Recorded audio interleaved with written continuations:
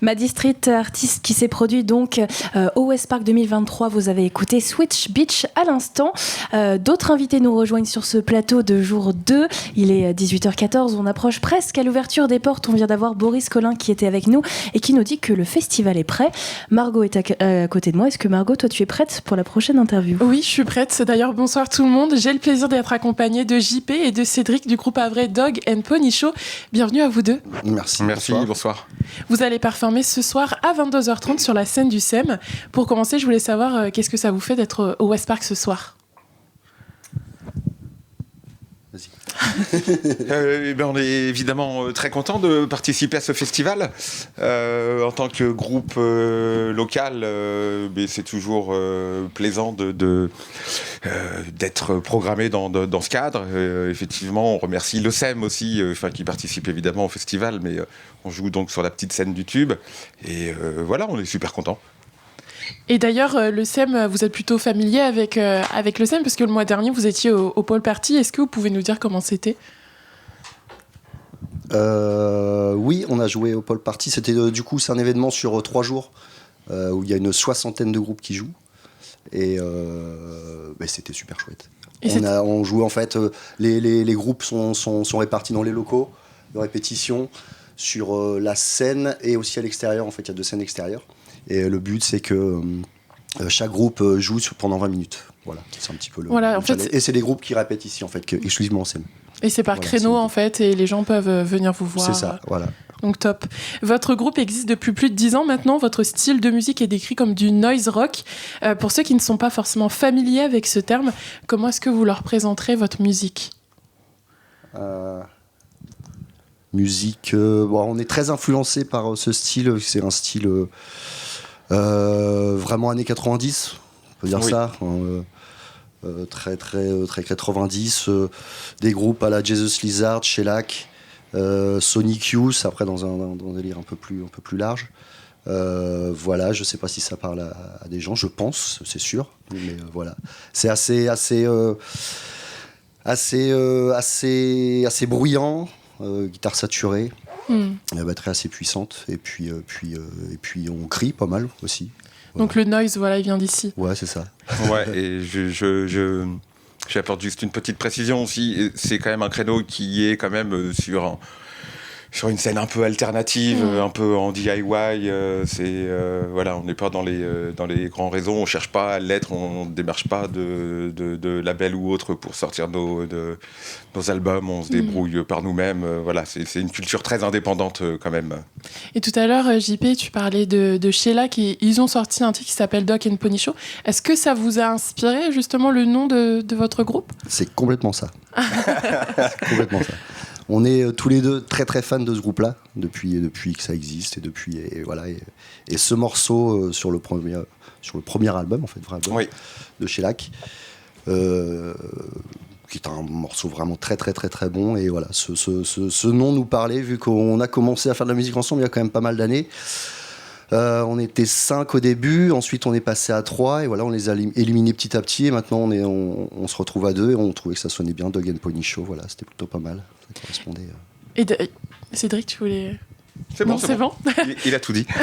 D'ailleurs, c'est rigolo parce que quand on regarde la traduction de l'expression Dog and Pony Show, qui veut dire festival, spectacle de chiens et de poneys, on lui dit que c'est un terme familier en anglais qui désigne un événement conçu pour impressionner les gens, pour les inciter à la consommation. C'est ça. Qu'est-ce que vous pensez de ça ? Qu'est-ce que ça vous évoque ? C'est ça, en fait, c'est ce terme-là aussi en fait qu'on trouvait assez pas rigolo, c'est pas le bon terme, mais qui nous intéressait en fait et voilà. D'accord. Et pour le coup, ce qui est complètement à l'opposé de nous, ce qu'on cherche en fait aussi. Voilà. C'était cette différence en fait. Oui, complètement, voilà. Ouais. Et on s'est amusé autour du chien et du poney à faire quelques visuels avec un masque de chien, un masque de poney. De poney. Voilà, ça nous a fait rire. Parce que des fois, on fait des petits sketchs aussi. Tous les deux, d'ailleurs, vous êtes musiciens et chanteurs en même temps. C'est important pour vous, cette double casquette ? Double casquette. Alors, en fait, je pense que dans le style qu'on fait, en fait, on cherche pas des mélodies ou autre. C'est assez rageur quand même dans l'ensemble. Et le fait de chanter à deux, en fait, permet d'avoir deux tessitures, déjà complètement différentes et d'apporter une sonorité. En fait, c'est vraiment utilisé, je dirais, comme quelque part presque un instrument en plus. Enfin, on se revendique pas fin chanteur, on n'est pas fan de Garou ni de Pascal Obispo, mais j'ai rien contre eux, hein, mais mais voilà, c'est le chant, il crée un peu plus des nappes, des sonorités en fait qui viennent appuyer les morceaux, et c'est très intéressant de pouvoir du coup se les partager avec nos vocalises respectifs. Bien évidemment. Et JP, sur scène, justement, vous avez une particularité que les festivaliers pourront voir. Vous portez un masque pour chanter. Oui. D'où ça vient ? En fait, j'ai mon micro qui est dans le masque. Au début, j'avais un micro de scène avec un pied à côté. Et en fait, j'ai récupéré un micro de jouet que j'ai mis dans un masque à gaz qu'un pote m'a filé. Et puis, on a fait ce test-là. Et visuellement, c'était intéressant. Et puis, au niveau du son aussi, ça apporte une petite touche. Et puis, pratique, et c'est vraiment très pratique pour le coup. Je n'ai pas tourné dans tous les sens pour chercher un micro. Oui, surtout que vous êtes à la batterie en même temps. Et depuis la création de Dog and Pony Show, vous avez fait du coup pas mal de concerts. Est-ce que vous pouvez partager avec nous une ou des anecdotes de live que vous avez eues ? Des anecdotes. Des choses marrantes, même. En fait, on n'est pas drôle. Non, des choses marrantes, je n'ai pas souvenir qu'il y en ait vraiment eu. Pas tant que ça, en fait, parce que le truc, comme je disais, du coup, on est vraiment très ancré dans cette culture indépendante. Il y a pas mal d'assauts, en fait, qui nous ont fait jouer, on les remercie. Et du coup, on n'est pas dans un environnement hyper drôle à la base, quoi. Et après, il aurait pu y avoir des anecdotes, mais moi, j'en ai pas qui me viennent à l'esprit, JP. Non, pas spécialement. Non. Après, voilà, dans les quelques tournées qu'on a fait, on rencontre vraiment du coup des gens vraiment chouettes, en fait, que ce soit dans les assos et tout. Et je crois que c'est aussi le truc qui est important. Oui, dans ce découverte des personnes. C'est de rencontrer plein de gens, de bouger en camion tous les deux, et puis voilà, quoi, c'est ce qui est cool. En 2019, vous avez sorti un EP. C'est un 8 titres qu'on peut retrouver à l'achat sur votre Bandcamp Dog and Pony Show. Est-ce que vous pouvez nous parler de ce projet ? Oui, nous pouvons parler. C'est un album qu'on a enregistré du coup 2019, c'est ça, je me souviens plus, effectivement, ça doit être ça. Ça doit être ça. Ouais, qu'on a enregistré sur Le Havre chez un pote qui a un studio qui s'appelle le Fuck Off Studio, je crois, toujours. Rocket Fuck Off Studio, voilà, chez Tonio, qu'on embrasse s'il nous écoute. Voilà. Enregistrement sur 4-5 jours, je sais plus, peut-être une petite semaine. Voilà, et voilà, prise en direct et chant refait à côté en heureux, et c'était chouette. Et comment ça s'est construit ? Comment les titres se sont construits dans ce projet-là ? En fait, nous, sur la création, ça se passe, j'ai envie de dire, assez naturellement. On ne cherche pas spécialement, en tout cas sur nos méthodes de travail, à arriver déjà en répète avec des plans, des riffs, comme on dit. Ça se construit vraiment à deux. On fait tourner des trucs, et à un moment donné, on se dit tiens, ça c'est plutôt pas mal, et on insiste dessus. Ça répète, et les morceaux se construisent comme ça. On n'a jamais cherché à se dire tiens, on va faire un morceau qui va sonner plus comme ça ou autre. Ça vient vraiment tout naturellement. Et après, il y a plein de déchets, hein, évidemment, dans la création. Il y a plein de choses où on se dit non, là, ce plan-là il est pourri, on oublie, quoi, terminé. Et l'album, voilà, il a été construit comme ça. En fait, c'était aussi un peu un aboutissement de longues années de travail, quand même, malgré tout. Après, l'enregistrement d'un album, ça demande quand même une certaine énergie dynamique, beaucoup de travail de répétition, parce que l'idée, c'est quand même de sortir quelque chose de propre. Et voilà, donc l'album, il est sorti en vinyle, il est sorti en CD, il sera en vente ce soir à la sortie du concert. On en a acheté plein. Ouais.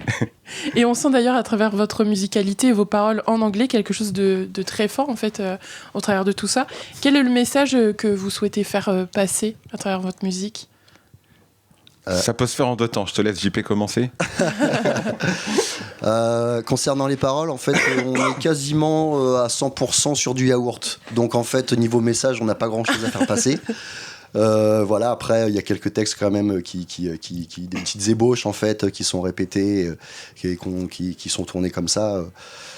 Moi, j'ai quelques ébauches, quelques textes dessous aussi.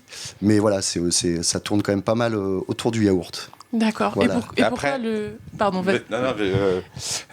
Sur l'album, rassurez-vous, il y a quand même des vraies paroles. C'est le seul moment où on écrit des paroles, oui, c'est pour aller enregistrer. Parce que le yaourt, il y a des groupes qui chantent en yaourt, qui ont fait toute leur carrière avec ça.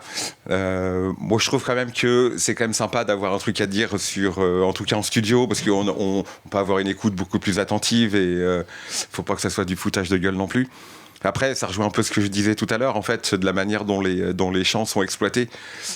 Du coup, on n'a pas grand message à faire passer, ni politique ou autre. Quand on écrit des paroles, c'est quand même un peu toujours sur la corde sensible des choses qui nous prennent la tête, qui peuvent être de l'ordre très personnel, ou des choses qui nous font un peu plus suer dans la société.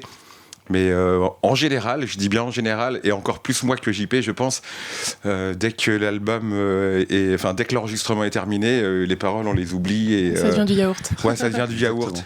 Alors, ce qui n'est pas toujours ultra confortable parce qu'on se retrouve souvent sur scène un quart de seconde avant de chanter et on essaye quand même de balancer quelques mots en anglais.